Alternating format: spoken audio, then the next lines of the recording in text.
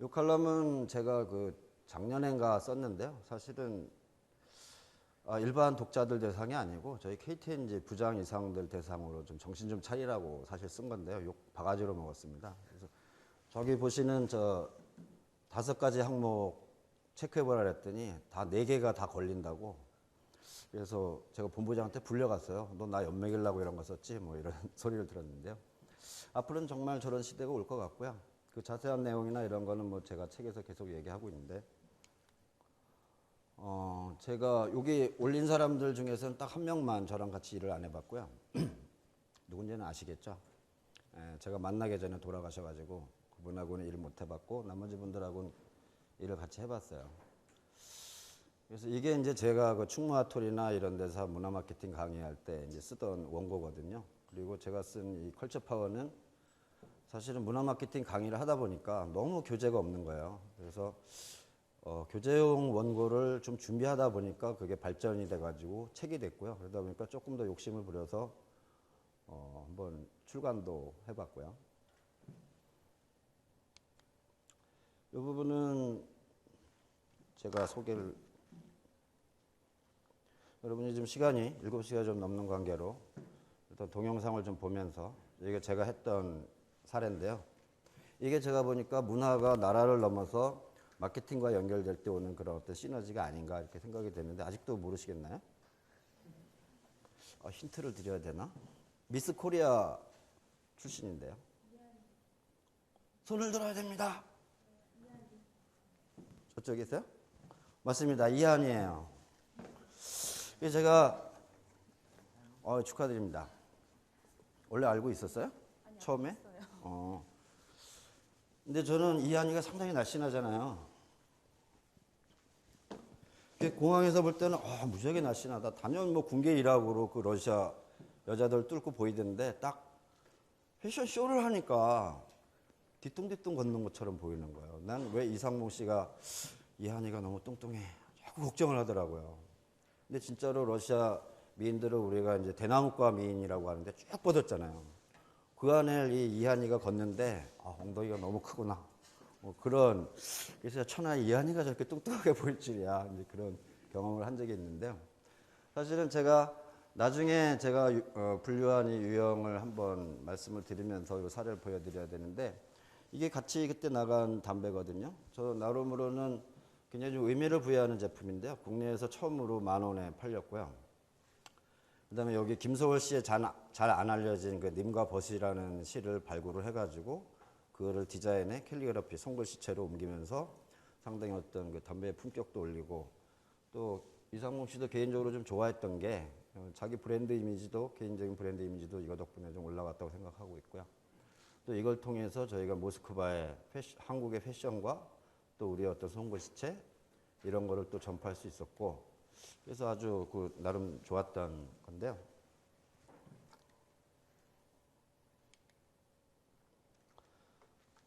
유사한 제가 했던 그 서태지와 상상체험단은 이 중에 혹시 거기 참가했거나 들어보신 적 있나요? 2004년 5월에 했던 건데. 이거 제가 자평하기로는 아마 KTNG가 우리나라에서 했던 그 해외 그 문화 이벤트 중에서 아마 최고였을 거라고 생각합니다. 그때 팍싹 뒤집어 놨었는데, 사실 신문에서는 이제 절반의 성공, 절반의 실패라고 극찬과 아주 혹평이 따랐던 그거거든요. 제가 지금 이 자리에 서게 된 것도 사실은 그때 2004년 5월에 기획했던 이 서태지와 상상체험단으로 인해서 기존의 평범한 마케터였던 제가 제 인생에 정말 충격적인 사건도 겪고, 문화라는 게 이런 파워를 가지는구나. 그러면서 어떻게 걷다 보니까 제가 이제 문화라는 걸 마케팅에 접목하는 이런 쪽으로 제 인생이 바뀌는 사례거든요. 그래서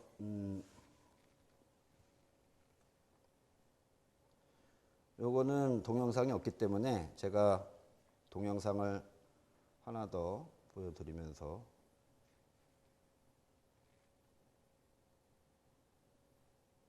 여러분이 너무 눈을 말똥말똥 뜨고 계셔가지고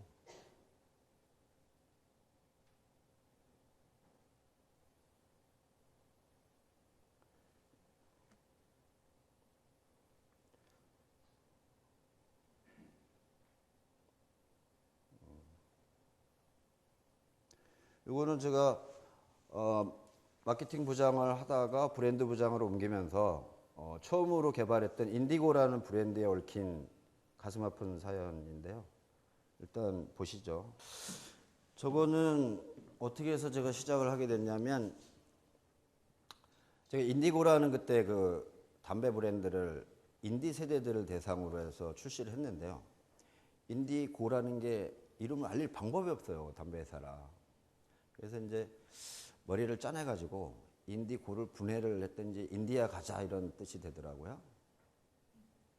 그래서 어차피 이거는 20대나 30대 초반 어떤 인디 예술가들이라든지 인디 어떤 엔지니어들 대상으로 나온 브랜드이기 때문에 인디 세대 자체를 좀 공략하는 이러한 프로모션을 해보자 그래가지고 저희 인디 밴드들이라든지 이런 친구들을 불러서 그때 2005년 4월에 그 대학로 마로니에 공원에서는 인디 만화가들이 전시회를 하고 극장에서는 인디 밴드들이 공연을 하고 한쪽에서는 그때 아마 마라톤으로 유명한 그 정 감독이 자기 단편 영화 시절에 찍었던 거를 또 이렇게 보여주는 인디들의 하나의 그 큰 잔치를 베풀었는데 기자들이 많이 왔었거든요. 그래서 이게 다음날 대서특필될 줄 알았어요. 기자들이 철석같이 약속을 하고 갔기 때문에.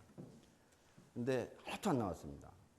제가 무려 1억이나 들인 돈인데 무슨 일이 있었냐면 그때 요한 바오로 2세께서 돌아가셨어요. 그래가지고 잡혀있던 모든 문화면이 그 기사로 다. 너무 화가 나잖아요. 저는 우에 경영진한테 할 말도 없고. 그래서 이틀을 제가 또 다시 그 대행사를 쪄가지고 이번엔 반드시 내주겠다 해서 나가기로 했는데 또 안 나갔어요.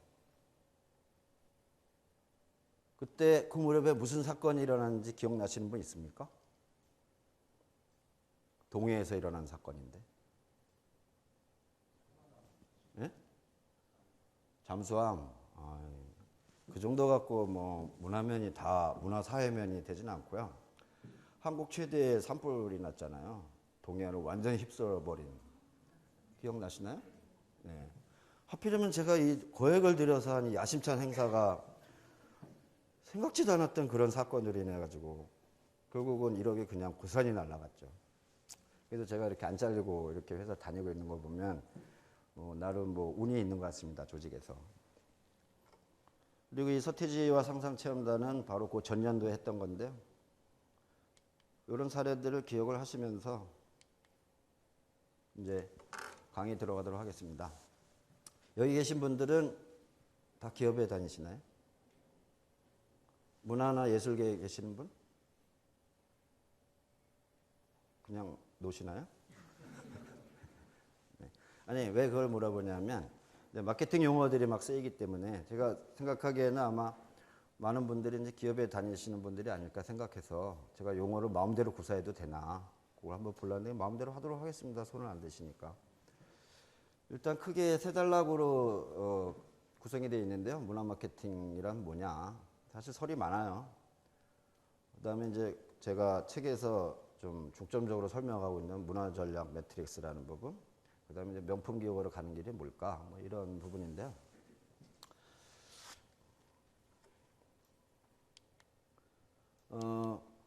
마케팅에 대해서는 굉장히 많은 얘기들이 있죠. 저기 제가 알기에도 벌써 몇 분 저보다 더 브랜드나 마케팅에는 고수이신 분들이 있는데요. 저는 이제 많은 분들한테 저도 12년 정도 했고 그다음에 KTNG 와서 그 어렵다는 담배 시장에서 3년 마케팅 기획부장 했고 3년 브랜드 매니저 했고 2년 영업했고 지금 다시 와서 미래팀을 맡고 있는데요. 제가 생각하는 마케팅은 저는 뭐 복잡한 이론은 잘 모르고요. 책 다 봐도 머리만 아프더라고요. 그렇기 때문에 수시로 바뀌기 때문에. 근데 제가 생각하는 거는 마케팅이란 나의 자리에 너를 놓고 기업의 자리에 고객을 놓고 상품의 자리에 욕구를 놓는 것 아니겠냐. 이것만 지키면 그 마케팅은 기본적으로 성공하겠다. 이런 생각을 하고 있습니다. 그 중에서도 이제 문화 마케팅은 아까 말한 그 욕구에, 고객의 욕구에 문화 솔루션을 대신 제시해 주는 것이다. 예를 들어서 제가 제 책 중에 놀보버쌈을 잘못 거론했다가 많이 좀 당했는데요. 놀보버쌈 같은 경우가 사실은 이제 우리 전통 음식을 개발해서 사실은 많은 사람들에게, 우리 또 젊은 친구 또 어린애들에게 우리 전통 음식을 소개하는 굉장히 좋은 일을 했잖아요. 근데 저는 보면 항상 아쉬운 게 전통 문화를 재현하는 것까지는 했는데 그 놀부보쌈이 팔리는 공간에서 왜 우리 음악이라든지 우리 의상이라든지 이런 거는 같이 제공을 안 할까? 그런 문화 솔루션까지 제시하고 또 그 다음에 우리 전국에 있는 어떤 그 전통 문화, 전통 음식, 뭐 어떤 경연대회라든지 이런 걸 열어간다면 훨씬 더 놀부보쌈이 더 존경받고 더 많은 아이템도 개발할 수 있을 텐데 어떤 놀부보쌈이 생각하는 수준에 따라서 가는 것 같더라고요. 이제 그런 식으로 어떤 고객의 욕구에 분명히 전통 음식에 대한 욕구가 있으면 거기에 문화 솔루션을 제시해 줘야 되는 거 아니냐는 게 제 생각이고요. 그 다음에 여러분이 혹시 최근에 그 포천에 가면요, 아프리카 박물관이 있어요. 문화관. 거기 가보신 분 있나요? 최근에는 좀 그래도 많이 소개가 됐는데 안 가보셨나요? 가보세요. 진짜 볼 거 많고요. 저는 거기 5번 갔다 왔는데요. 가깝잖아요. 그 광릉수목원 바로 옆에 있습니다. 거기 사장님이 태천만 사장님인데 제가 예전에 4년 전에 가가지고 저는 그 박물관을 사실은 저 문화 마케팅을 하는 사례로 보질 않았었어요. 왜냐하면 아무도 모르고 있었거든요. 일종의 골동품이나 어떤 소장품 이런 것들은 아무리 문화의 형태를 띠고 있다 해도 거래가 되지 않고 그 가치가 교환되지 않으면 그거는 문화 마케팅이라 할 수 없다. 우리 그 한복 같은 경우가 어떤 사람들은 한복 디자이너라고 안 부르고 전통 의상 연구원이라고 부르잖아요. 그거는 왜냐하면 그 한복의 가치를 교환시키지 못했기 때문에 저건 명절 때나 입는 특수옷이고 이런 얘기를 하고 또 제가 아는 그 저 과천 한마당의 그 임수택 감독 같은 경우가 이제 이 과천에 이 줄타기가 유명하다고 그러더라고요. 근데 그 줄타기를 너무 잘해가지고 독일에 있는 그 감독을 와서 보여줬는데 그 사람은 저건 예술이 아니다. 그냥 기술이지. 할아버지 때부터 하던 거 그대로 따라하는 게 무슨 예술이냐. 예술은 창조가 있어야 되고 변화가 있어야 되고 고객과 같이 호흡을 해야 되는데 저건 옛날 그냥 장기자랑일 뿐이다. 자기는 저 줄타기를 갖고 갈 수가 없다. 뭐 이런 얘기를 하더라고요. 우리나라 이 많은 그 문화의 형태들이 결국은 가치가 교환이 안 되고 고객의 욕구랑 소통이 안 되면서 결국은 하나의 골동품이나 뭐 어떤 전통적으로 우리가 보존해야 되는 유산으로만 남는 이런 것들. 그래서 문화 마케팅으로 전개가 안 되는. 그래서 문화 마케팅은 이런 기본적인 문화 솔루션이나 어떤 그 가치 교환 시스템이 있어야 된다. 제 책에는 요거 플러스 2가지를 더 얘기하고 있습니다. 문화 마케팅은 방패의 논리보다는 창의 논리가 되는 게 좋겠다. 이건 무슨 얘기냐면 대부분의 기업에서는 이 문화에 대한 지원을 아직도요. 사실은 어떤 언론에 대한 방어 수단이라든지 어떤 그 세금을 좀 줄이는 수단 이런 식으로 좀 방어적인 관점에서 활용을 하고 있거든요. 아니면 뭐 큰 센터를 져가지고 거기서 수익 사업을 얻으면서 자기네 고객들을 거기 집어넣어가지고 하는 이런 수준. 대부분 방어적인 관점이죠. 그리고 어떤 사회에서 나름대로 소외받고 있지만 앞으로 큰 비전을 제시할 수 있는 또 새로운 기회가 되는 그런 쪽에는 공격적인 투자를 안 해요. 그냥 남들 다 하는 거. 제 책에서 여기 죄송하지만 현대자동차 다니시는 분 있나요? 끄덕거리시는 거 보니까 혹시 다니시나요? 이거 말 조심해야 되는 세상이라.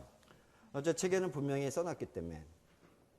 현대자동차가 이제 한 4년 전가부터 H아트라는 걸 하면서 이제 그 문화 쪽에 그동안 문화나 이런 쪽엔 거의 투자를 안 하다가 이제 문화 쪽에 대한 투자를 많이 넓혔어요.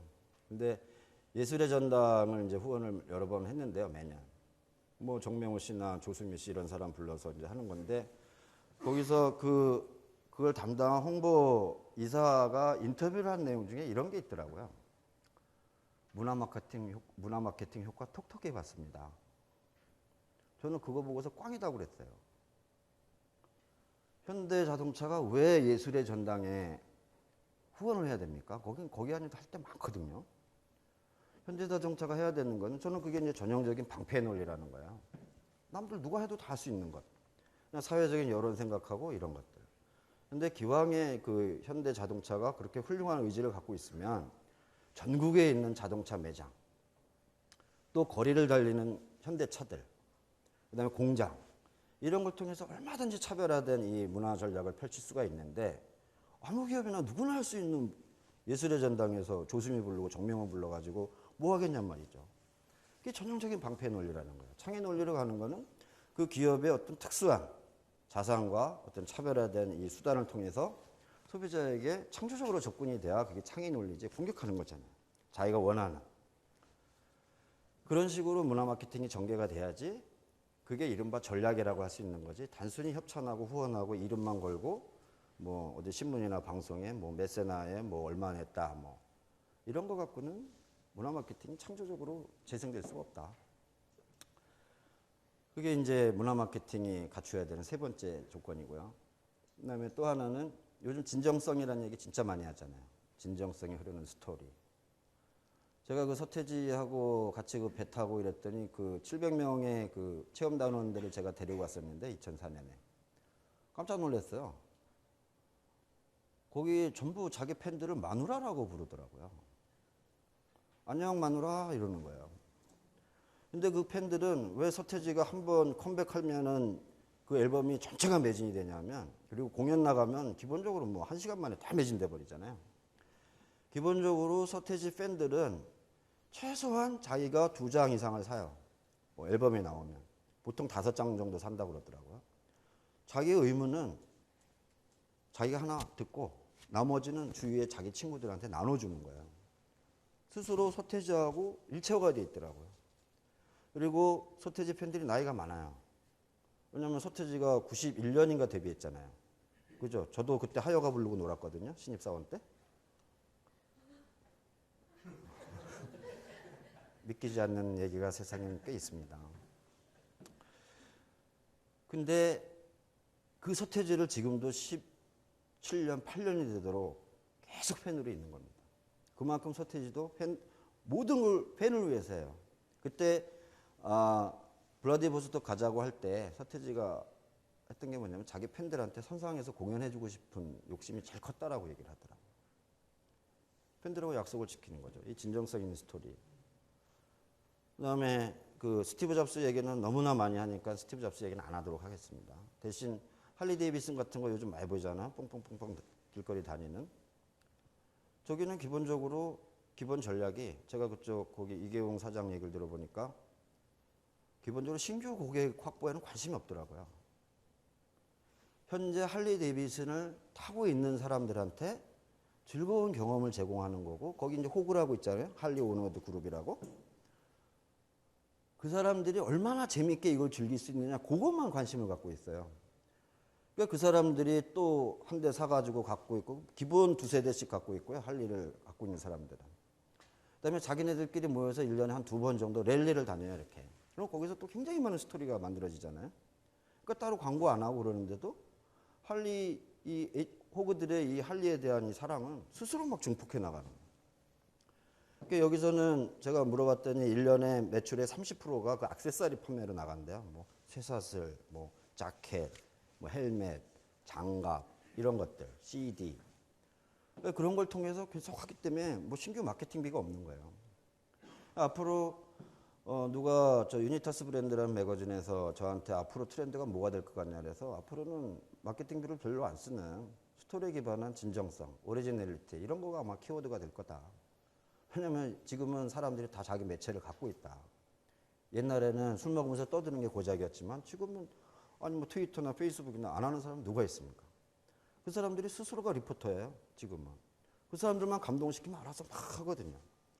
근데 여기 기업에 다니시는 분들 중에 보면 아마 처음에 UCC가 나왔을 때 야, UCC가 대박이란다고 뭐 기타로 케니지 연주한 그거 막 그냥 수십만 건 줘야 되고 그러니까 어마어마하게도 UCC 만들어서 들어갔잖아요. 기업들이. 거의 다 꽝이었잖아요. 소비자는 프로거든요. 걔는 알아보거든요. 아, 이건 작업 들어온 거야. 이건 진짜야. 이런 거. 지금 저는 뭐 스타K 그 보지는 못하고 그냥 듣기만 했는데 이번에 허각과 이 존박의 이 대결에서 그 얘기 들으셨나요? 존박이 훨씬 더 키도 크고 학벌도 좋고 그런데 결국 참패를 할 수밖에 없었던 노래 실력은 둘 다 비슷비슷했고 허각이라는 이 저 환풍기 수리공 절박하게 이 승부에 덤벼드는 걸 보고 그게 소문이 퍼져갖고 우리나라 의리의 40대 아저씨들이 엄청나게 몰려들어갖고 투표를 했다는 거 아니에요? 그래서 엠넷 역사상 최다 그 시청률을 보이면서 무려 130만 명이 투표를 했답니다. 그래서 그 투표 결과를 분석해 봤더니 여자들은 당연히 역시 잘생긴 존박을 하고요. 의리의 386들과 어린애들, 동병상련 느끼잖아요, 허각에. 요즘 취업도 잘 안 되고 또 군인들. 이런 애들이 그냥 허각한테 몰빵을 해버려가지고 이겼다는 거 아니에요? 그거를 하나의 해프닝으로 볼 게 아니라 그거야말로 진정성 있는 스토리다. 그래서 앞으로 기업을 하시든 개인 사업을 하시든 뭐 연구소를 하시든 이런 문화 마케팅이 가져야 되는 4개, 문화 솔루션을 제공해라. 그다음에 어떤 가치를 계속 교환시켜라. 그다음에 방패의 논리보다는 창의 논리가 낫다. 그리고 진정성이 흐르는 스토리를 제공해라. 이게 이제 문화 마케팅에서 갖춰야 될 4가지 조건이고요. 그래서 그 문화 마케팅 또는 기업의 어떤 문화를 잘 활용해가지고 소비자도 좋고 기업도 좋고 또 사회도 좋아지는 이런 사례들 5개만 보겠는데요. 대부분 뭐 아실 거라고 봐서 간단간단히 넘어가겠습니다. 최근에 LG전자가 그 뭐 회장님도 바꾸시고 뭐 이래가지고 이제 좀 사업이 좀 안 되니까 그렇지만 LG에 대한 평가는 삼성의 그늘에 가려 있어서 그렇지 절대 무시할 수 없는 저력을 가진 그룹이다. 이런 얘기를 할 정도로 그다음에 거기에 기폭제가 됐던 게 어떤 아트라는 걸 접목하면서 기업 그룹 이미지가 바뀌어 나가는 것 같은데요. 일단 5개만 간단히 보도록 하겠습니다. 여기서 뭐 대부분 아실 거예요. 그 뭐 디오스, 휘센, 샤인폰 이런 걸 통해서 어떤 뭐 하상림 씨라든지 김지아나라든지 뭐 이상봉 씨라든지 이런 사람들이 어떤 요즘 뭐 콜라보레이션이라고 많이 하는 그런 걸 통해 가지고 기업의 이미지와 브랜드 이미지를 바꿔나가는 작업을 했고요. 이어져서 뭐 프라다폰이라든지 이런 것도 계속 나왔잖아요. 그다음에 후원도 한국에서는 또 태양의 서커스 같은 거 들어와서 후원도 하고 그거를 엑스캔버스하고 사이언에 연결시켜서 계속적으로 문화와 연결시키는 이런 작업을 하고 공간도 이 전시도 많이 하고요. 그다음에 LG 아트센터도 상당히 많은 집계획을 하고 있습니다. 그래서 예전에 LG 하면 LG가 뭘 인화를 중시하는 데잖아요. 구씨하고 허씨가 만난 기업이다 보니까. 근데 작년에 조사를 해보니까 LG 그룹에 대한 이미지가 바뀐 거예요. 예전에 좀 밋밋하고 좀 나름 뭐 온화한 이런 이미지였다면 지금은 귀공자, 세련된 커리어 우먼 이런 이미지로 잡혔다고 그러더라고요. 그다음에 저기 삼성전자 상무님도 오셨는데 삼성은 뭐로 나왔을까요?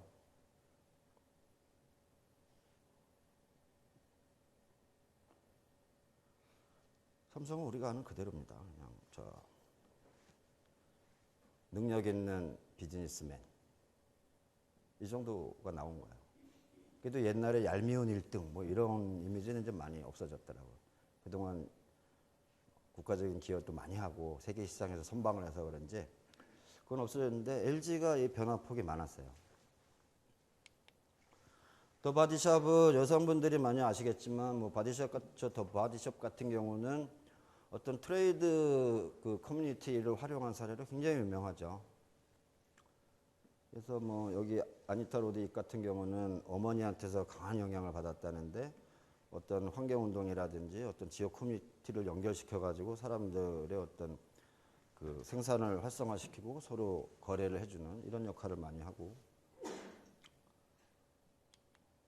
유한 킴벌리는 많이 아시니까 근데 아마도 유한 킴벌리 그 유일한 회장님이 그 당대 한번 돌아가시고 나서 그때 센세이션을 일으켰던 적이 한 번 있었어요. 그 유서 때문이죠, 유서. 그 기억나시는 분이 있을지 모르겠는데 그 유서에 자기 손자한테 남긴 유서잖아요. 손자 누구는 대학교까지 맞춰줬으니 너는 알아서 살아라.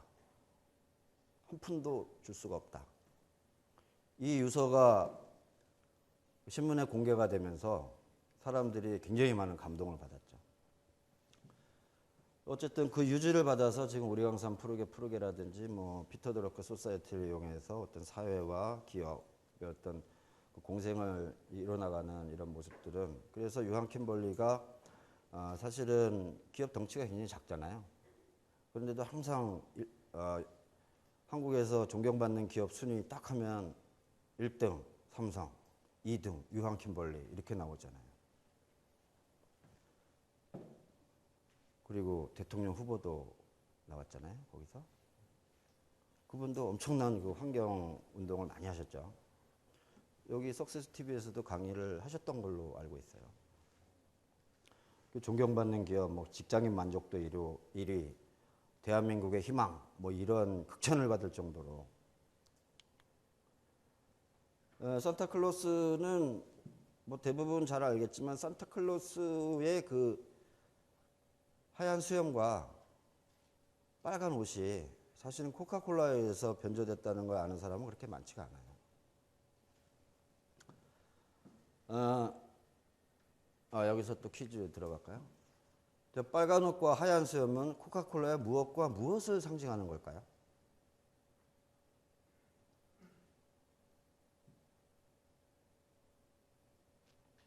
코카콜라 잘 연상해 보십시오. 코카콜라. 네. 저기 손 드신 분. 네 번째 줄.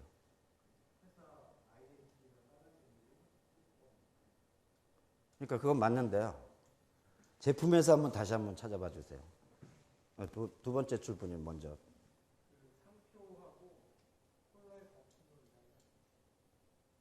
맞습니다. 네, 맞아요. 빨간 옷은 그 빨간 로고고요. 그 다음에 하얀 수염은 이 코카콜라를 따를 때 나오는 하얀 거품을 상징한 것이라고 그러거든요. 책을 드리도록 하겠습니다. 이제 퀴즈는 없습니다. 네.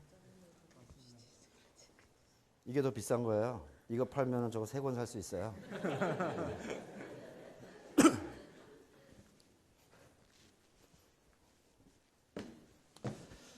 네, 일개 한 기업이 전 세계의 상징 체계를 다 바꿔놓은 거죠. 제가 코카콜라 현재 이사님으로 있는 분한테 물어봤더니 유럽에서는 이게 싫어가지고 산타클로스 복장을 그린으로 바꾸는 사례도 있었대요. 빨간 건 저건 코카콜라니까 그래가지고 그린 산타클로스, 그런데 실패한 거죠. 그러니까 기업이 어떤 그 스토리에 개입한 사례들은 사실 굉장히 많잖아요. 그래서 제가 착안을 한 게 있어요. 이 산타클로스로 말하자면 어떤 뭐 상징적인 인물이기도 하지만 크리스마스하고 연결이 되면서 어떤 세계적인 축제가 됐잖아요. 우리나라의 그 유사한 발렌타인데이, 뭐 이런 빼빼로데이, 뭐 심지어는 뭐 브라데이까지 나올 정도로 완전히 데이 투성인데요. 족보가 없어요. 한국에 족보가 있어야죠. 그래서 제가 착안한 게 대장금의 날을 만들면 어떨까? 그 중국 사람들이 와서 대장금 어디 있어? 그렇게 많이 묻는다면서요, 관광객들이. 무려 저 중앙아시아의 우크라이나나 우즈베키스탄 같은 데는 대장금 시청률이 70%가 넘습니다. 그런데 한국에 오면 대장금은 없는 거예요. 그래서 제가 책에다 썼죠. 톡톡 제한일, 대장금의 날을 만들자. 3월 30일을. 3월 30일은 무슨 날일까요? 퀴즈, 이거는 경품 없습니다. 네, 대장금이 종영된 날입니다. 그 아쉬움을 달래고자 한번 그날을 전국에 있는 그 한식집들이 대장금 복장을 하고 30% 세일을 해주는 거예요.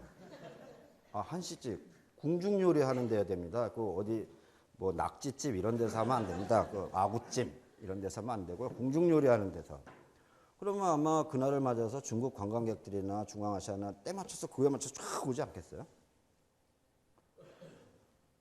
그러면 이 족보에 있는 우리 날이 만들어지고, 그 다음에 우리 한국의 얘기 중에서 전래 얘기로 남녀 간의 사랑을 슬프고 아름답게 그려낸 게 별로 없어요. 뭐 가시리니 뭐 옛날에 쌍화점 이거는 슬프도록 아름다운 얘기가 아니라 정열적인 얘기들 있잖아요. 저거는 슬프잖아요. 아름답고. 아직도 그 스토리가 살아있고 7월 7일이라는 게 있잖아요. 저거를 왜 견우직녀의 날을 우리는 안 만들까? 그렇잖아요. 견우직녀의 날은 어떤 기업이 만들었으면 좋을까요? 예? 이 퀴즈가 안 걸리니, 아니, 경품이 안 걸리니까 굉장히 소극적인데, 이렇게 사소하게도 사시나요? 이럴 때일수록 또 손 팍팍 들고 이래야지 진정한, 네. 결혼. 네. 요즘 마켓 3.0의 시대라는데, 결혼 잘 시켜서 뭐 하겠어요. 어쨌든 좋은 의견 감사드리고, 제가 그 생각은 못 했는데요. 저는 견우, 소모는 애잖아요. 직녀, 배짜는 애잖아요. 그럼 한국 패션협회, 이런 날 한번 패션쇼 해라 이거죠. 7월 7일 날. 그 다음에 삼양, 가면 목장 있잖아요, 목장. 거기 서울의나 이런 데가 사람들, 커플들 초대해가지고 거기서 소구경하는 이런 좀 한번 이벤트도 열고. 좀 좋습니까? 견우직녀의 날 그러면 커플들이 얼마나 싸돌아다니면서 즐기겠어요. 뭐 이런 좀 우리 스토리가 있는 데이를 만들어가지고 이렇게 좀 팔아야 우리도 할 말도 있고 맨날 어디 가서 이상한 데이만 만들어가지고 이게 제가 생각하는 이 문화 솔루션이에요. 국가 또는 사회, 기업이 우리 한국 사회에 제공해야 되고 외국에서 그거 보고 저기는 그런 게 있네. 맨날 우리는 남의 얘기만 하잖아요. 흥분할까봐 다시 넘어가도록 하겠습니다. 할리 데이비슨은 아까 얘기했고요. 대단한 사례죠. 여기서 영업을 해보신 분들은 알겠지만 할리 데이비슨이 잘 나가다가 한번 일본의 혼다하고 유럽의 그 고기능 저가격 그 바이크들한테 한번 공격을 당해가지고 거의 파산까지 이르렀었거든요. 근데 티얼링크라는 CEO가 나오면서 발상의 전환을 했어요. 우리는 저성능 제품을 고가격에 판다. 우리는 저 시끄러운 소음을 소음이라고 안 하고 사운드라 부른다. 그리고 우리가 타는 이 차는 바이크는 아메리카를 상징하는 거다. 그래서 아메리카의 자부심으로 역포지션을 했잖아요. 우리 한국의 기업들이라면 어떻게 하겠어요? 야, 회사가 어려우니 친척한테 좀 팔어. 그러지 않겠습니까? 야, 삼촌 보고 좀 사라 그래. 그러잖아요. 지금도 뭐 부지기수로 벌어지고 있는 사건들이잖아요. 이런 역발상을 통해서 할리 데이비슨은 미국이라는 가치와 상징을 바이크에 얹었고 미국이 잘 나가는 한 이 할리 데이비슨은 전 세계에서 힘을 발휘할 거라는 거죠. 말보르의 카우보이만 미국의 이미지를 자기의 브랜드의 자산으로 한 게 아니라 할리 데이비슨도 굉장히 그 아메리칸이라는 가치를 잘 반영시킨 사례죠. 우리는 이거를 그동안은 마케팅 사례로 봤잖아요. 근데 문화 전략 사례를 보면 판단이 달라집니다. 문화의 힘이 그렇게 크냐? 그렇죠. 아메리카라는 거는 문화적 상징이잖아요. 심볼이고. 그거를 브랜드에 접목시킨 거예요. 이게 문화 전략이죠. 근데 이 얼핏 보면 멋있어 보이는 이 문화 전략 판에는 보이지 않는 갈등들이 꽤 있습니다. 저도 이렇게 들어보고 느껴보고 하면은 크게 이제 세 가지 정도의 갈등이 있는데요. 대중적인 것과 엘리트적인 것의 어떤 갈등. 그 다음에 문화판에서 노는 사람하고 기업판에서 노는 사람들의 갈등. 그 다음에 아까 말씀드린 것처럼 문화 마케팅을 해도 창의 논리를 펼치는 것과 방패의 논리를 펼치는 것에서 오는 이 사람들의 갈등. 이 갈등들이 어마어마해요. 그 휘센이라는 냉장고를, 휘센이 냉장고인가요? 에어컨이죠. 네. 경품이었습니다. 죄송합니다. 그거를 김지하나 씨가 디자인에 참여를 했는데 나중에 인터뷰에서 김지하나 씨가 그런 얘기를 썼더라고요. 자기가 휘센 디자인에 참여했더니 주변에 그 순수 미술가들이 이 씹는 소리가 막 들린다고. 순수 미술가가 저런 상업판에 뛰어드냐. 그런 게 어떻게 보면 그다음에 제 개인적으로 제가 제일교육 다닐 때 경주법주라는 술을 담당을 했었는데요. 한번 경주법주가 굉장히 한국적이고 품격 있는 술이잖아요. 그래서 거기에 우리나라 그 70 넘으신 그 어떤 그 이름 높으신 서예가분의 그 휘호를 받으려고 갔더니 대뜸 하는 얘기가 너네 회장 오라 그래. 이거예요. 그래서 기분 나빠갖고 그 일을 그냥 없애버렸거든요. 아니 대뜸 회장부터 오라는 게 뭡니까? 뜻이 좋으면 해야지. 그리고 우리 저 처음처럼이란 소주 아시죠? 경품을 더 갖고 올 걸 그랬어요. 그 신영복 교수님 희우잖아요. 근데 그 제가 처음처럼에 그 담당 마케팅 이사 스토리를 들어봤더니 처음에 이제 신영복 교수님이 그 처음처럼을 쓰겠다고 하니까 반대를 하셨답니다.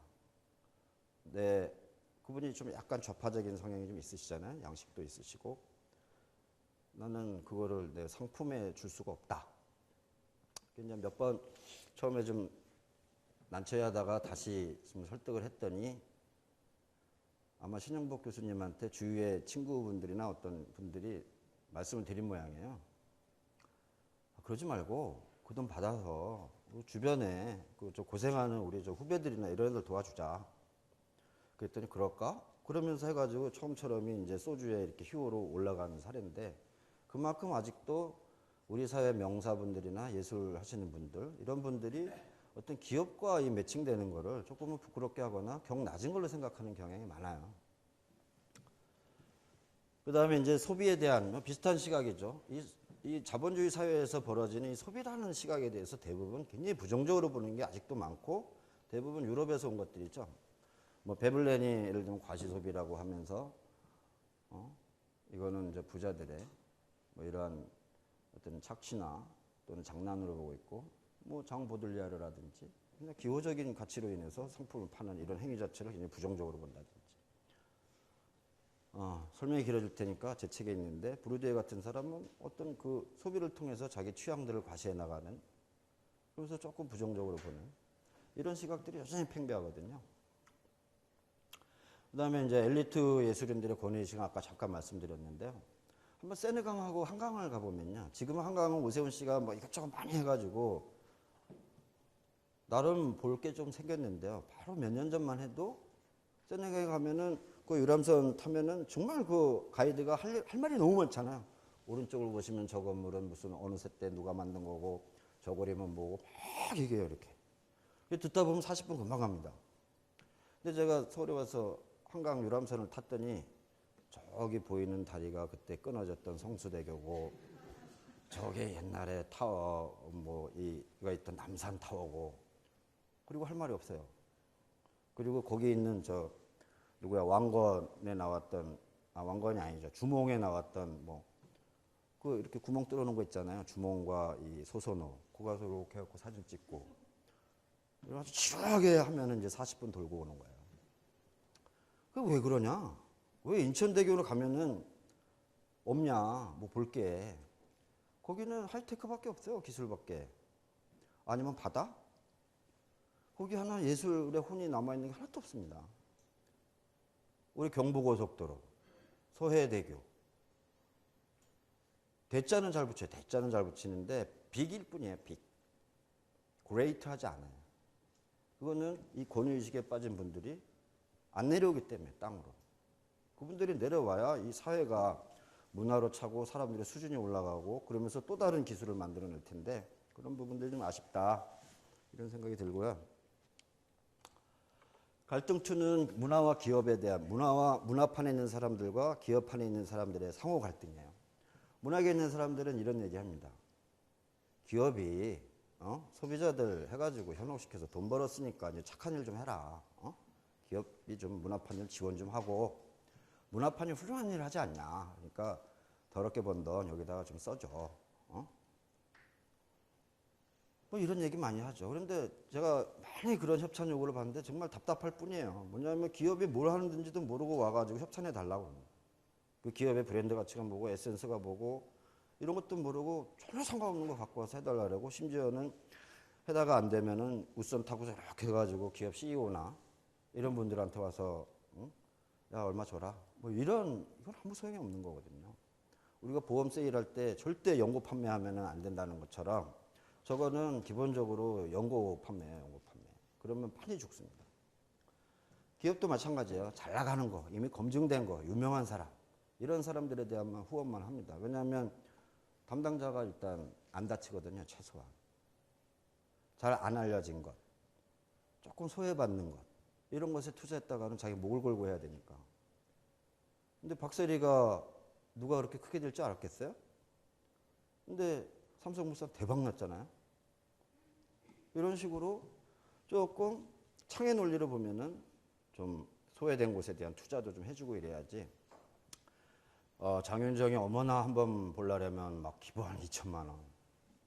소녀시대 한번 부르려면 수모를 참아가면서 기다렸다가 이렇게 불러야 되고. 왜 그러냔 말이죠.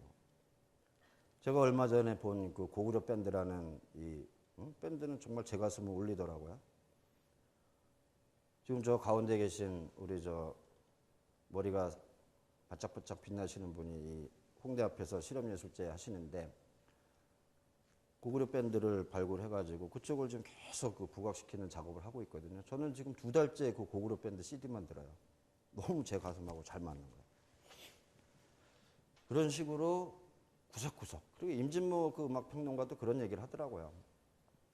40대 아저씨들 덕분에 소녀시대가 떴는데 그 덕분에 지금 각 기획사에서 준비 중인 20개 팀이 아직 출시도 못한 채 대기 중이다.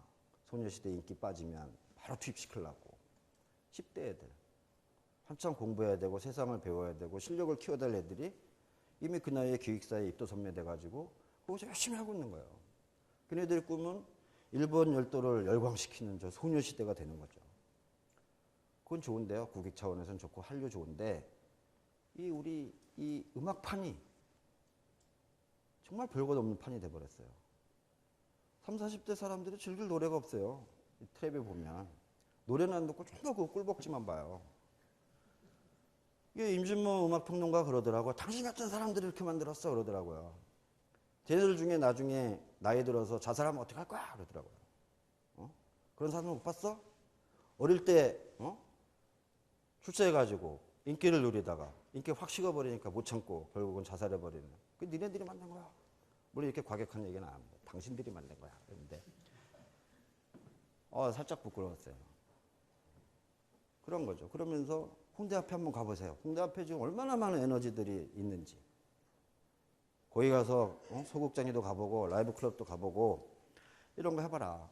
그런 얘기 하더라고요. 그래야 우리 사회가 문화의 버라이어티가 만들어지고. 그래서 이제 기업들도 보면은 좀 그런 문제가 있죠. 그래서 문화와 기업화는 서로 뭐 몇 년 전에 비하면 지금 많이 낮았지만 여전히 저런 모습들은 많다. 저기 우리 부산영화제 기획실장님 오셨지만 부산영화제 뜬다려니까 뭐 스폰서가 40개씩 달라붙잖아요. 그다음에 자라섬 재즈 페스티벌 처음에 그 가평에서 한다 할 때 그 누가 거기 스폰했습니까? 근데 작년에 갔더니 10억짜리 스폰이 나왔어요. 작년에 자라 재즈 페스티벌 가보신 분? 가보셨었어요? 펜션에서 술만 드셨잖아요. 예, 거기 모 기업이 스폰을 했어요. 10억을. 근데 많은 사람들이 눈살을 찌푸렸죠. 왜냐하면 이게 재즈 페스티벌이야, 기업 페스티벌이야. 도배를 했거든요. 그 기업 로고하고 모든 심지어는 아줌마들이 띠두르고 나와서 카드 가입까지 신청할 정도로. 그래서 제가 그때 분노해가지고 썼던 머니투데이 그 컬럼 제목이 자라섬의 두 기업이라는 거거든요. 하나는 인간을 위했고 하나는 상품을 팔았다. 누가 존경받을 것인가인데 둘 다 엄청난 대기업들이었습니다. 이 판이 좀 그래요. 그래서 나중에 제가 그쪽 담당했던 사람 만나가지고 부끄러운 줄 알았더니 좀 심했나 그러더라고요.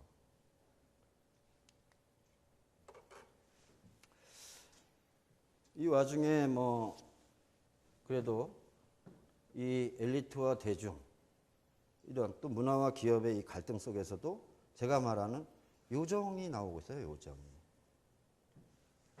예를 들면 문화판에서 시작해가지고 기업과 같이 코업을 해나가면서 어떤 사회를 윤택하게 만들고 새로운 가치를 만들어 나가는 사람들. 뭐 여기 있는 분들이죠. 뭐 소설 하시는 분도 있고 만화 하시는 분도 있고 패션 하는 분들도 있고 뭐 노래 많죠. 그 다음에 기업에서 시작을 해가지고 어떤 그 문화를 끌어들이는 이노디자인의 김영세라든지 이분은 이제 이런 얘기 하잖아요. 그 거만함 때문에 저는 조금 살짝 제 스타일은 아닌데 디자인은 어디서 나오는가 물었을 때 디자인은 사랑에서 나옵니다라는 얘기는 어쩌면 본인의 진짜 생각일지 몰라요. 겉보기에는 조금 거만해 보이셔도. 천우교 씨는 최근에 잘 나가다가 요즘 기업 상황이 좀 안 좋죠. 좀 기업도 해야 되는데 너무 바깥으로만 놔두신 것 같고요. 너무 무작정 키웠고. 남이섬의 강우현 소장 같은 분들, 이런 분들이 어떤 대중이나 기업에서 시작해갖고 문화를 끌어안으면서 또 사회를 아름답게 만드는 또 문화요정의 역할을 하고 있고, 또 하나 저 스카이 70이라고 골프장이 있는데요. 저 영종도 옆에. 거기가 아주 희한한 곳입니다. 제가 처음에 감동해가지고 그 뒤로 이제 거기 마케팅위원회를 만들어서 뭐 간사도 하고 그랬는데, 그늘집이라고 아시죠? 골프 치시는 분들. 골프장 중간중간에 있는 그늘집에서 보통 돈 비싸게 사과, 뭐 수박 이렇게 이런 얇은 거 한 세 쪽에 12,000원 막 이렇게 받고 그러잖아요. 보통 그늘집이. 근데 여긴 붕어빵을 중국 동포 아줌마들을 채용해가지고 그분들이 정말 포장마차처럼 해서 거기서 붕어빵을 구워서 줘요. 공짜로. 또 옆에는 오대 국물 떠먹을 수 있고.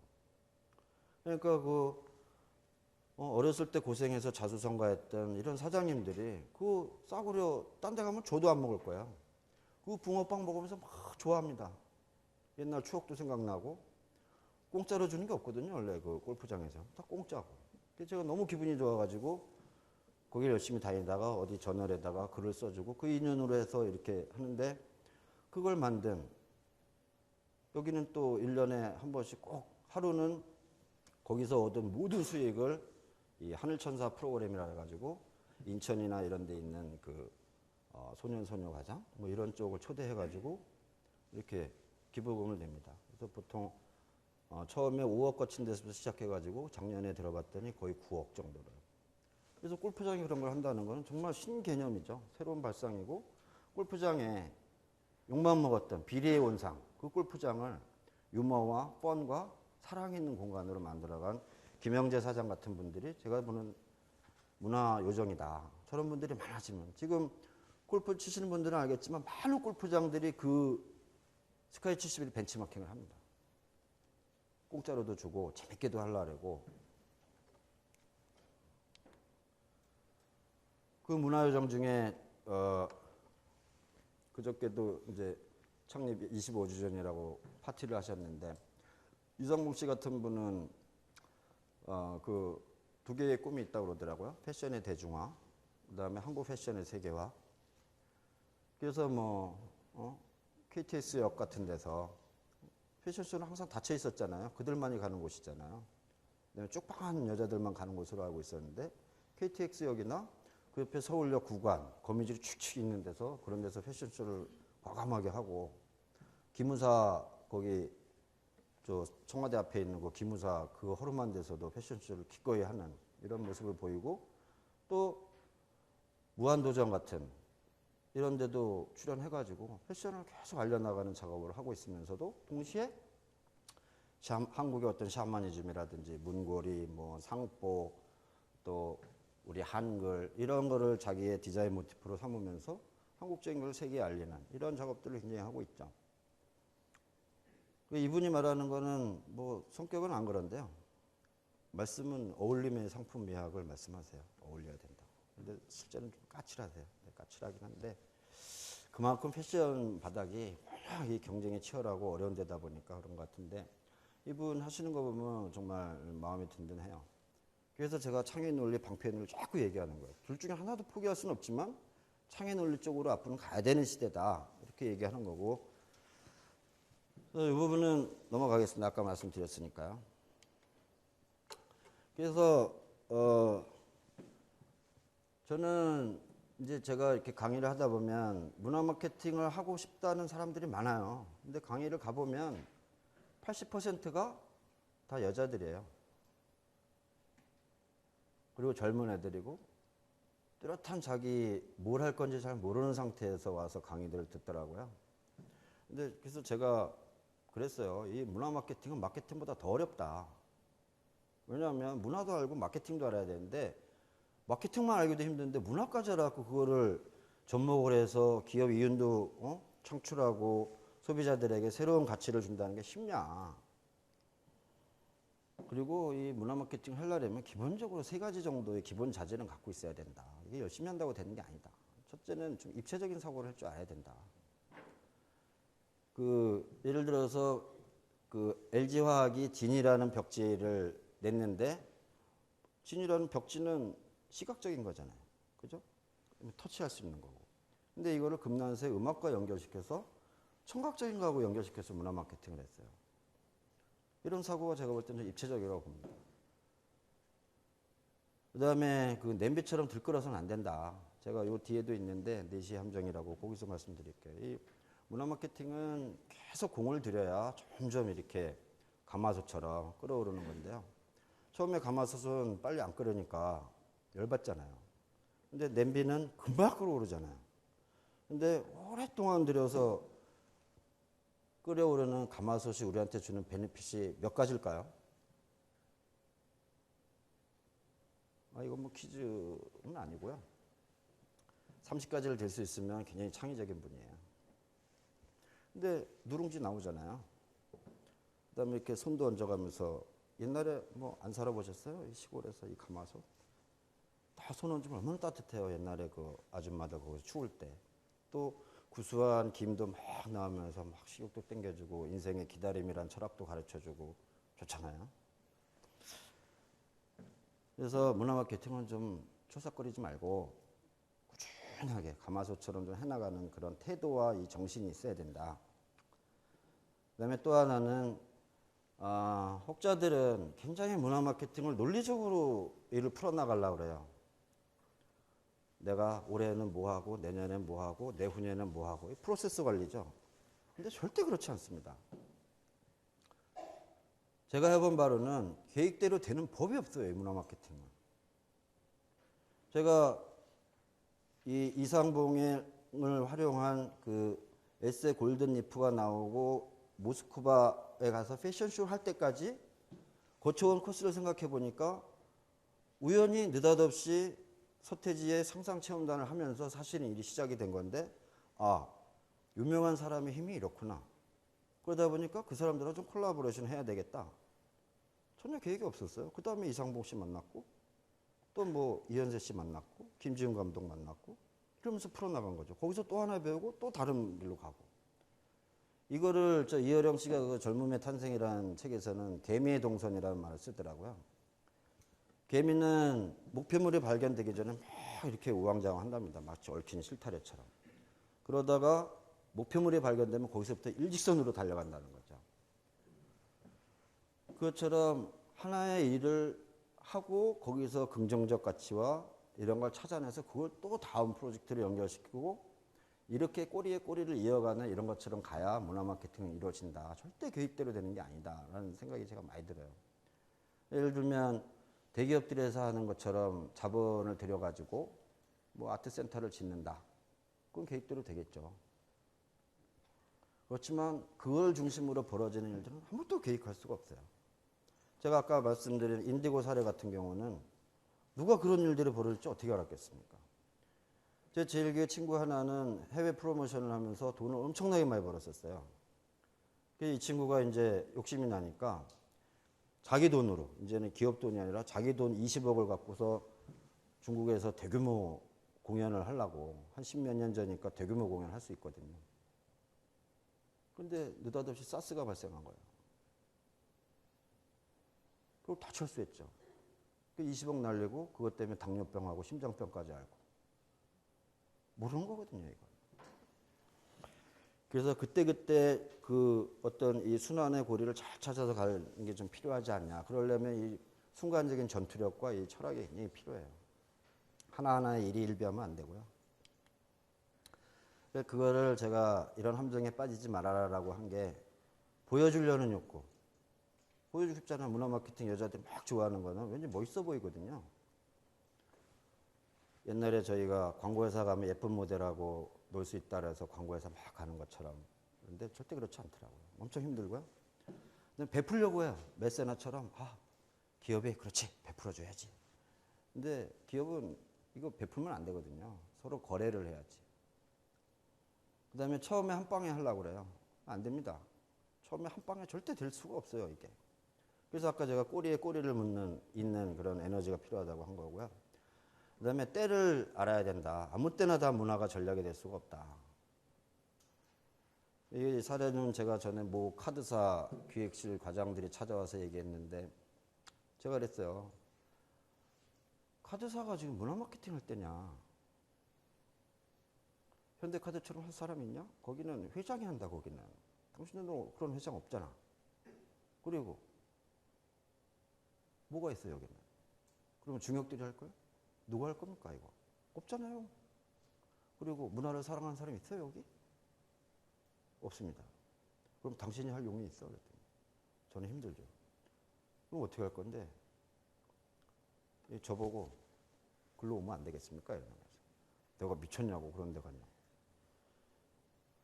그러니까 아무 때나 때가 아니다. 만약에 현대카드가 지금 굉장한 그 호평 속에서 다양한 마케팅을 시도하고 있는데 거기에 이세영 씨라는 분이 없었으면 과연 가능했을까 그게.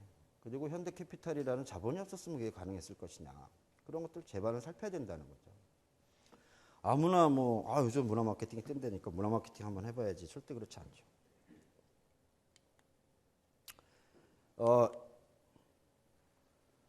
이제 문화전략 매트릭스로 들어가는데요. 시간이 한 20여 분 남았습니다. 그래서 핵심 메시지까지 들어갈 수 있을지 모르겠는데요. 이거는 제가 이 세상에 태어나지 못하고 사산한 제 브랜드 개발 저건데요. 시즌이라는 담배가 이제 김주윤 감독을 제가 쓰면서 시즌 시네마 버전을 내가지고 영화를 사랑하는 사람들의 담배라는 어프로치를 했었어요. 그래서 그거의 연장선으로 그 다음에 왕가의 감독하고 접촉을 해가지고 그분이 또 그 아이들 굉장히 재밌다고 그러더라고요. 영화하고 이 담배 브랜드를 연결시키는 게. 그래서 그분이 이제 디자인해 준 거예요.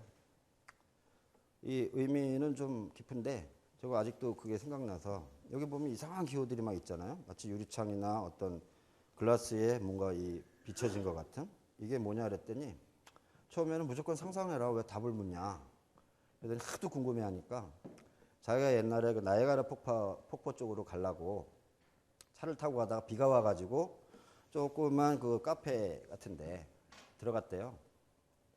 그 들어갔더니 이제 커피를 마시고 있다가 이 바깥 유리창에 뭔가 글자가 써 있는 것 같아가지고 그게 뭔가 하고 봤답니다. 그랬더니 거기 그런 글이더래요. 나는 지금 여기 있는데 너는 이 정도. 그게 너무 자기 가슴을 울려가지고 이 왠지 시즌이라는 게 꼭 계절적인 시즌도 있지만 우리 마음에 인생에 어떤 통과 이 시즌이라는 게 있지 않냐. 그래서 자기는 그런 시즌의 관점에서 갑자기 그게 생각나가지고 이거를 세 개의 이미지를 중첩해서 이 사람이 만든 거거든요. 이게 이런 게 이제 스토리텔링 마케팅이 되는 거. 만약에 출시가 됐다면 여러분은 이 기호가 뭔지 아시나요? 이러면서 이제 스토리텔링이 들어가면 이제 또 우리나라에 울컥하는 여자들이 또 엄청나게 반응할 수 있지 않을까요? 근데 못 나갔습니다. 하나는 이 더원이라고 1mm 제품인데요. 1mm 제품은 보통 40대에 좀 건강을 생각하시는 분들이 좀 피는 담배예요. 그래서 이쪽은 조금 톤을 좀 바꿔가지고 이철수 판화 작가 아시죠? 지금 저 제천에 계신데요. 이분이 낮에는 농사 짓고 밤에는 이제 판화를 하시거든요. 그래서 직접 가서 만났더니 이제 막걸리 한 잔 주시고 끊었던 담배도 한 대 태시는 엄청난 이 서비스까지 해주시면서 여러 가지 작품을 고르다가 이제 이 작품을 골랐어요. 그래서 이 작품을 제품 디자인을 하면 어떻겠냐. 삶은 지워가는 길, 돌아보면 아무것도 없는 지워가는 길.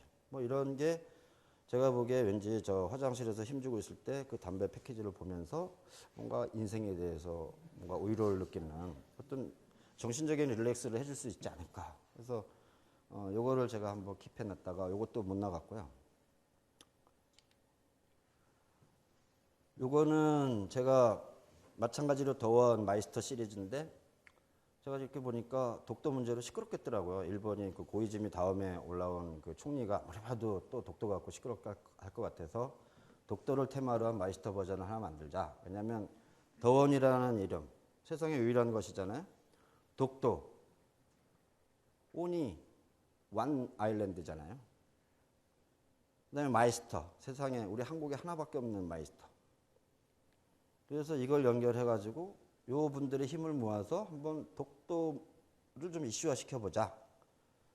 근데 제가 주문을 했죠. 이현세 선생님한테. 우리가 흔히 아는 애국심의 독도가 아니라 서정적이고 존재로서의 독도를 표현해달라. 그때 굉장히 고민하시다가 뭐 이런 몇 가지 컷을 그려주셨었어요. 저는 개인적으로 이 까치가 들어간 게 너무 좋았는데 결국 이것도 못 나갔습니다. 그래서 이거는 사실 제품까지 다 만들어놨는데 왜 못 나갔냐 하면 어디나 천적이 있는데요. 저희 그 이영돈의 그 소비자 고발이라고요. 이 제품이 출시되기 한 달 전에 이영돈 쪽에서 치명적인 화려함인가 뭐 이런 제목으로 그 담배 디자인들이 굉장히 세련돼지고 막 이러는 걸 들이깠어요. 그 중에 이제 이상봉 씨가 했던 골든리프도 들이까고요. 그러니까 이제 제 후임들이 쫄아가지고 이거 못 냈습니다. 저거 나가면 안 됩니다. 그러면서. 그래서 이 걸작들이 결국은 세상에 못 나왔죠. 그래서 미련이 남아가지고 이렇게 강의하러 돌아다닐 때마다 이거 보여주는 거야. 네. 이런 거 나가면 멋있지 않겠습니까? 저는 담배는 담배고 그 담배는 하나의 미디어로 봐서 그 미디어에 우리 명사들이 참여해서 이 세상 어렵게 살아가고 스트레스 받는 기왕 피는 거라면 좀 이렇게 풀어주는 게 좋지 않냐 이렇게 생각을 하는데 잘 그렇게 생각도 안 하시더라고요. 뭐 이런 제가 하다가 이 사산된 사례도 있고 뭐 하나불꽃 축제는 뭐 얼마 전에도 해서 굉장히 대단히 유명해진 사례 이런 것들이 이제 문화를 이용해서 기업 전략에 활용하고 그것이 좋은 평판을 얻어내고 이런 사례들이잖아요. 현대카드는 뭐 워낙 동네방네에서 잘한다고 그래갖고 지금 굉장히 거만해져 있습니다. 이제 거만의 끝이 어디인지를 이제 여기 현대카드 다니시는 분 없죠? 네. 잘하는 건 확실히 맞아요. 제가 질투가 날 정도로 굉장히 잘하는데 계속 잘했으면 좋겠다. 그다음에 휘센 뭐 긴지아나 요게 그때 했던 에어컨이고요. 그다음에 잘 모르겠는데 진통제하고 이 구스타프 클림트의 이 그림이 무슨 관계인지 명화를 보면 혹시 진통 효과가 있는 건지 뭐 검증된 건 없는데요. 저도 그런 유사한 생각을 했었거든요. 어쨌든 펜잘에서 이런 클림트 그림을 갖고 이제 하고 있는 이런 사례들이 다양한 그 사례들인데 너무 어수선해요. 이거를 좀 분류할 수 있는 방법이 없냐. 그 다음에 어떤 방향으로 가고 이러면 좋겠다 하는 게 없어서 제가 나름대로 정리를 하다가 나온 책이 이 책입니다. 컬처 파워. 그래서 제가 한번 꼼꼼히 따져봤어요. 이게 왜 이렇게 혼란스러울까 지금. 봤더니 문화라는 개념 자체가 혼란스럽더라고요. 문화에 대한 정의가 한 뭐 5천 가지가 넘는답니다.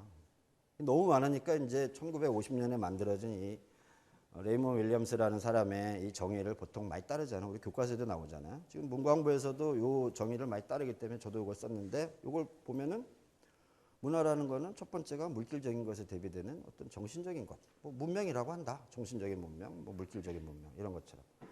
또 하나는 우리 일반인들이 살아가면서 만들어낸 어떤 그 양식으로서의 문화. 그래서 뭐 여가 문화, 축제 문화, 젊은이 문화 뭐 이런 것처럼 하나의 공동체 삶의 양식을 펴는 이런 살아있는 텍스트로서의 문화가 있고 또 하나는 좀 이렇게 의미 있는 하나의 표현물로 나타난 것들. 그래서 오페라, 발레, 미술, 패션 뭐 이런 것들 이런 좀 살아있는 게 아니라 어떤 미디어에 구현된 이런 이제 텍스트로 이제 구현을 하는 것 같아요. 근데 예술이란 말을 쳐보면요, 저 세 번째 정의하고 거의 흡사합니다. 여기서 이제 혼돈이 오는 것 같아요. 그래서 헷갈리니까 이제 어떨 때 문화라고 했다가 어떨 때 예술이라 했다가 어떨 때는 그것도 헷갈리면 문화예술이라 했다가 이런 혼돈이 있거든요.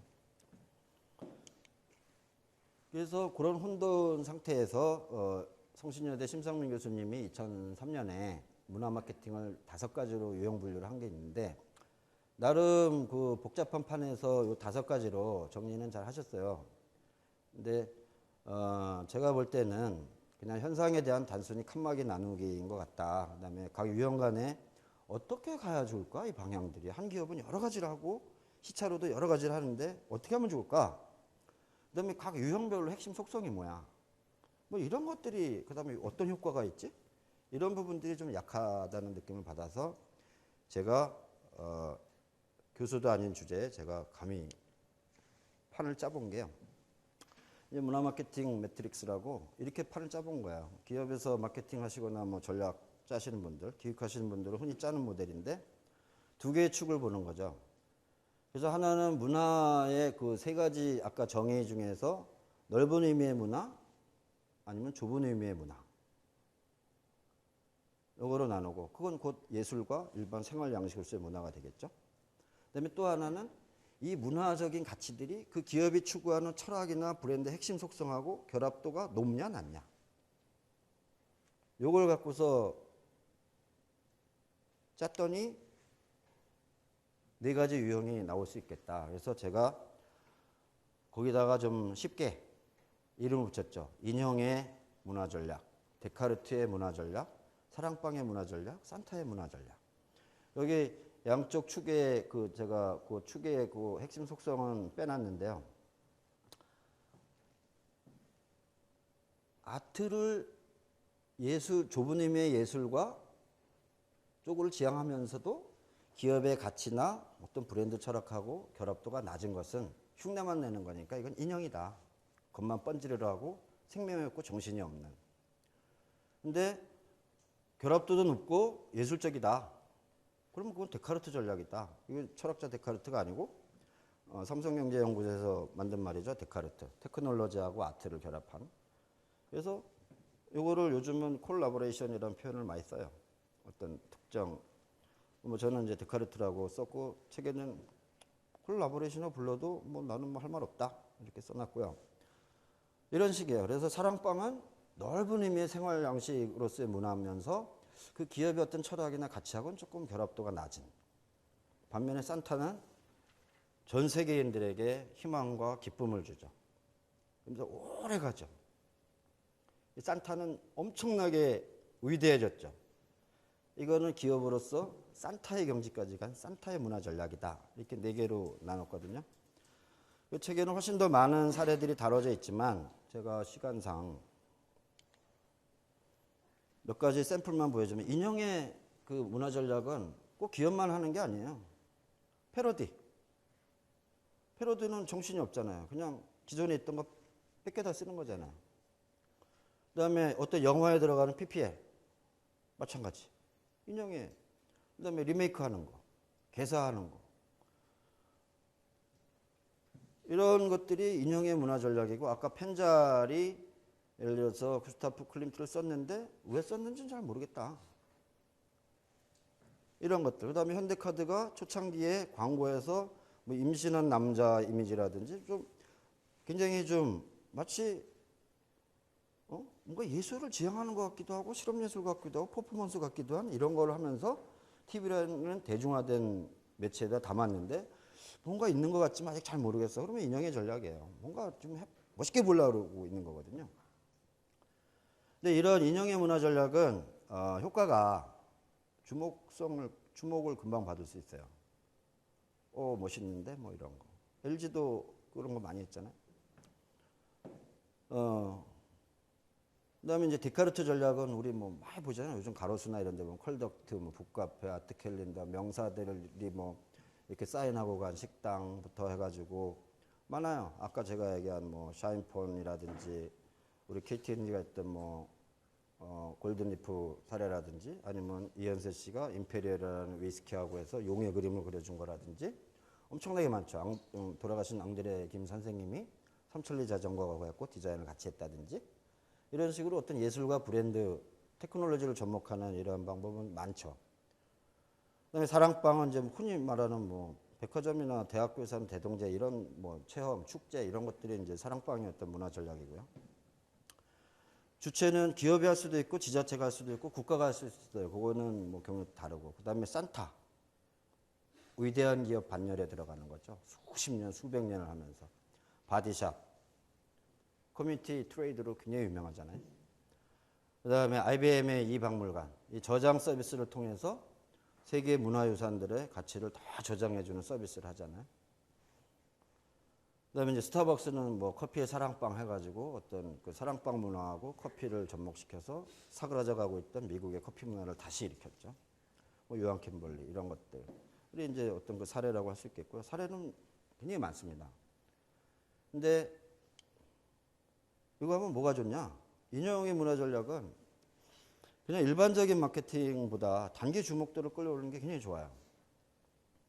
왜냐면 이미 사람들의 기억 속에 있었던 걸 끌어오는 거기 때문에. 그래서 이미지 차용 효과가 좋고 전달력이 좋아요. 데카르트 전략은 이 프리미엄 전략이라는 거 있죠.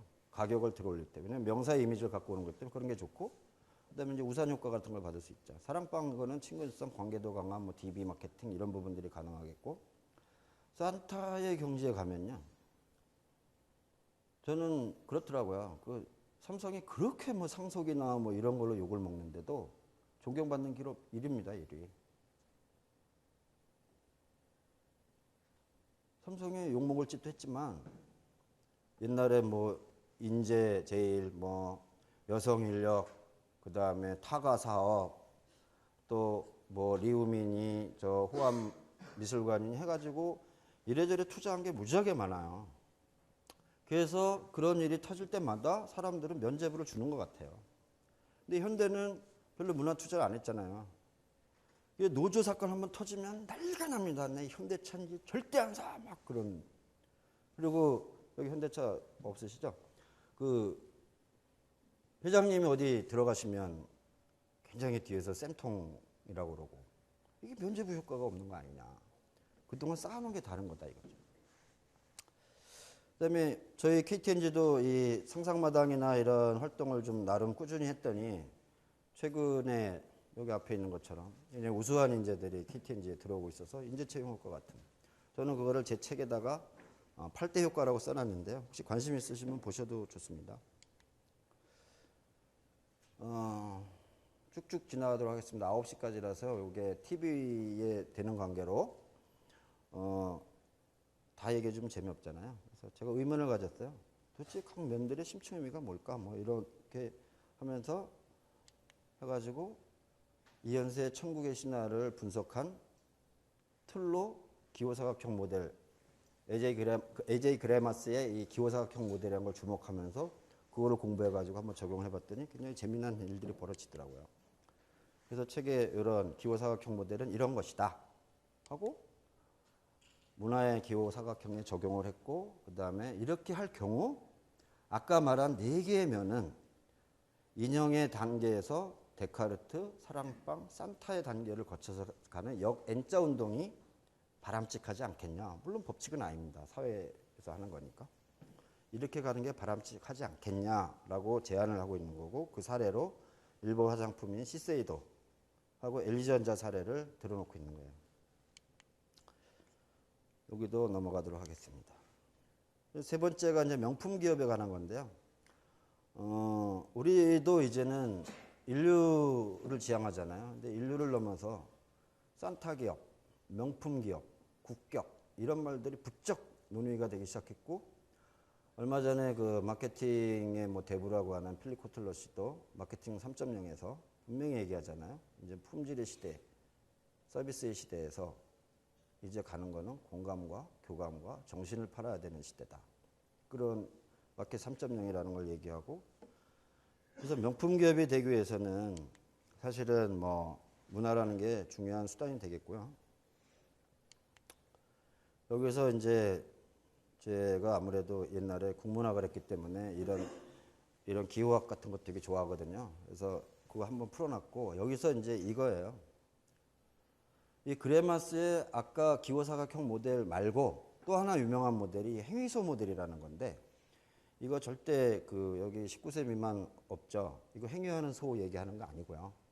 행위소라고 있어요. 이 대목에서 센스가 있으면 몇 군데는 터져야 되는데. 이렇게. 네, 그래서 요 6개의 행위자들이 이 문화 마케팅 판에는 요소자로 들어온다. 6개의 행위소로서.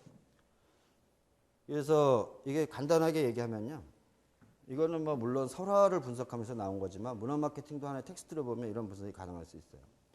주체가 대상을 욕망하고 그 대상한테는 발신자가 있고 수신자가 있다. 그다음에 주체한테는 도와주는 사람이 있고 반대하는 사람이 있다. 그거를 설화 사례로 풀면요. 신데렐라를 풀면 신데렐라는 왕자를 쫓죠. 그래서 거기 신데렐라 얘기에서는 당연히 주체는 신데렐라고 대상은 왕자예요. 조력자는 누구냐? 요정이겠죠, 요정. 막 황금마차도 만들어주고 뭐 하잖아요. 반대자, 엄마하고, 아니, 계모하고 못된 언니 둘이죠. 발신자는 누구냐? 발신자라는 건 뭐냐면 이 주체한테 대상을 가지라고 자꾸 이렇게 정보를 주는 거예요. 조력자는 도와주는 거지만 발신자는 말 그대로 정보를 주는 겁니다. 누구냐? 데모예요, 데모. 신데렐라 얘기에서는. 이 데모가 그 신데렐라한테 왕비를 뽑는 궁중무도회가 있다는 걸 알려줍니다. 그래서 그 대상을 수신하는 사람은 결국 이 주체가 되는, 마지막에 이 정보를 얻고 그 대상을 소유하게 되는 게 이제 수신자. 누구냐? 신데렐라. 이게 이야기 구조거든요. 더 바디샵 사례로 제가 보면은 아니타 로딕이라는 여자가 있었어요. 이 여자는 그 더 바디샵을 하기 전에 좀 환경이나 어떤 제3세계 이런 거에 관심이 있었고요. 그 다음에 아껴 쓰기, 근검 절약 이런 거에 대한 이 가치를 쫓았는데 그걸 가르쳐 준 분이 누구냐면 어머니입니다. 어머니가 전쟁통이었기 때문에 근검 절약이나 같이 살기 이런 가치를 알려줘요. 아니타 로딕은 그 가치를 수신을 하죠. 아니타 로딕을 도와줬던 사람은 각 제3세계에 있는 그 커뮤니티의 사람들이에요. 반대자는 누구냐? 쓸데없는 짓 하지 마. 그 다음에 기존 방식으로 화장품업을 하는 그런 사람들이 반대자로 나옵니다. 더 바디샵은 정말 공격을 하죠. 이 구조가 어떤 그 행위술 모델을 이용한 더 바디샵 사례인데요. 제가 왜 이 얘기를 하냐면 느닷없이 앞으로 소비자의 공격이 시작된다. 이 행위 모델을 모르면 소비자가 여기서 누구냐? 이 6개 행위소 중에서 만약에 기업과 소비자와의 관계를 하나의 텍스트로 본다면 그동안 소비자는 뭐였어요? 봉이잖아요. 봉, 조력자, 돈 주는. 근데 달라질 수 있다는 거죠. 소비자가.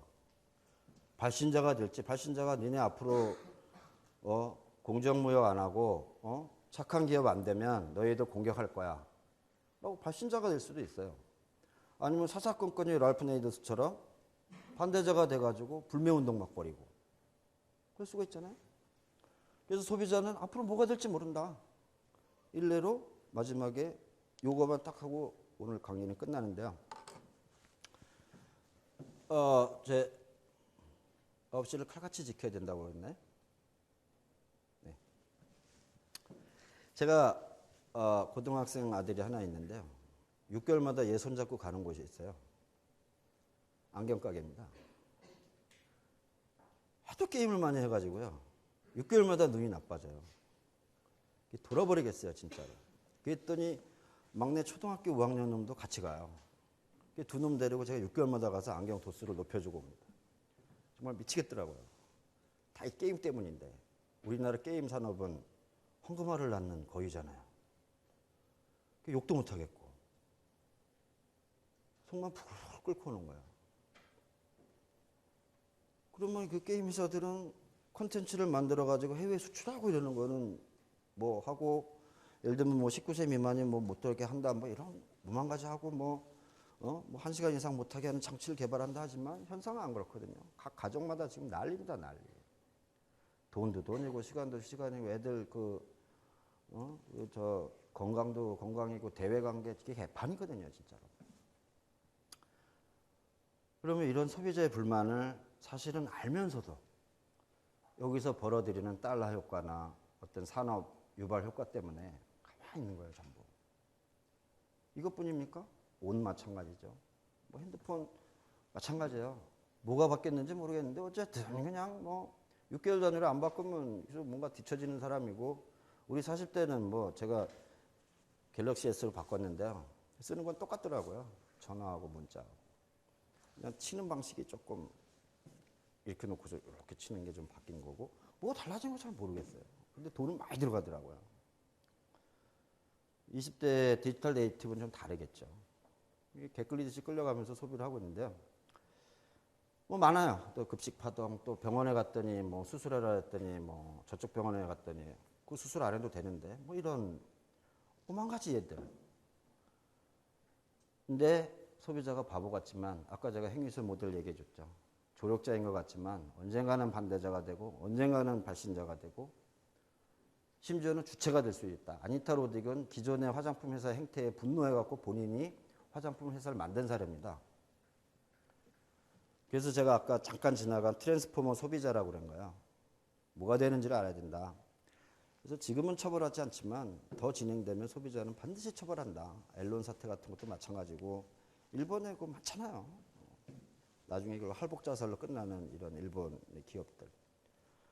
그래서 여기서 아까 제가 감동적인 사례 두 가지는 아까 스카이 70인 얘기했고요. 붕어빵 이런 정신을 들여오는. 세스코는 뭐 아시는 분은 아시겠지만 이제 게시판 그 마케팅으로 굉장히 유명하고 또 그 우리 한국의 그 해충 박멸을 회사로는 뭐 확실한 1위잖아요. 89% 가까이가 아마 시장 점유율을 갖고 있는데 여기 유머 사례는 이런 게 있죠. 뭐 제가 최근에 본 건데 어떤 사람이 짓궂게 올려요. 저는 모기가 좋은데 바퀴가 같이 살자고 하는데요. 뭐 황당하잖아요. 우리 같으면 뭐라겠어요? 장난하지 마세요. 삭제. 근데 여기는 친절하게 이런 답변이 와요. 보통 모기는 4주에서 6주를 살고 바퀴벌레는 4달에서 6달을 사니 모기하고는 뜨거운 사랑을 나누시고 노후는 바퀴벌레와 즐겨하세요. 뭐 이런 정보도 제공하고 재미도 주고 인생 스트레스 확 풀어주고 기업에 격 올리고. 근데 옛날에 봤던 기억이 나요. 이런 유머만 하는 게 아니라요. 누가 올린 글인데 짓궂은 질문이죠. 해충도 생명이건을 당신네들이 무슨 권리로 그들을 해치는가? 왔죠. 보통 우리 같으면 삭제잖아요. 장난하지 마세요. 근데 거긴 이렇게 했어요. 사진이 하나 딱 올라왔습니다. 모년 1월 1일 의령제 사진이에요. 의령제.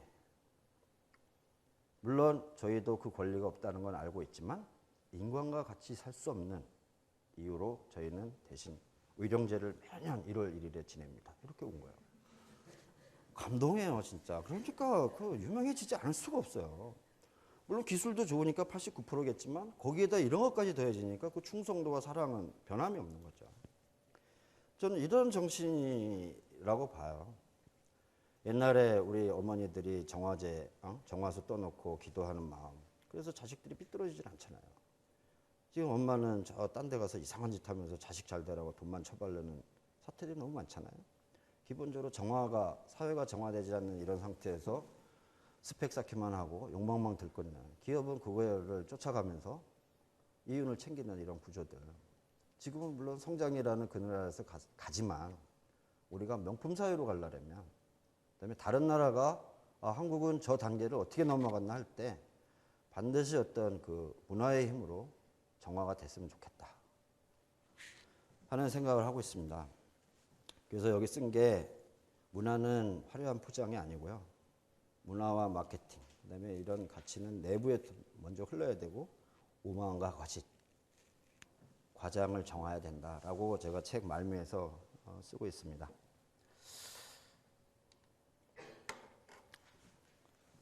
마지막 페이지로요. 제가 좋아하는 표현인데요. 어제의 기술은 오늘의 문화가 되고 오늘의 문화는 내일의 기술이 된다. 저는 이 말이 정답일 거라고 믿고 있습니다. 아이폰이 이렇게 뜨기 전에 워크맨이 오디오도 거리에 나올 수 있고 휴대 가능하다는 것을 알려줬어요. 그건 기술이었죠, 당시. 그렇지만 휴대문화는 문화가 됐습니다. 그 휴대문화 속에서 지금 아이폰이 커나가고 있는 거예요. 지금 오늘의 기술인 아이폰이 다음엔 또 지금 어떤 공유의 문화 이걸 가르치고 있는데 그 다음에 또 어떤 기술로 구현이 될까? 벌써 MIT 랩에 니그로 뽕떼 같은 사람은 움직이고 있잖아요. OLPC 운동 같은 거. 이런 거를 우리가 생각한다면 문화가 단순히 어떤 보여주려는 거, 폼 잡는 거, 가치 없는 거, 돈하고는 상관없는 것, 이런 것이 아닐 것이다. 이렇게 생각하고 있습니다. 네, 오늘 와주셔서 감사드리고요. 오늘로써 이만 강의를 마치도록 하겠습니다. 감사합니다.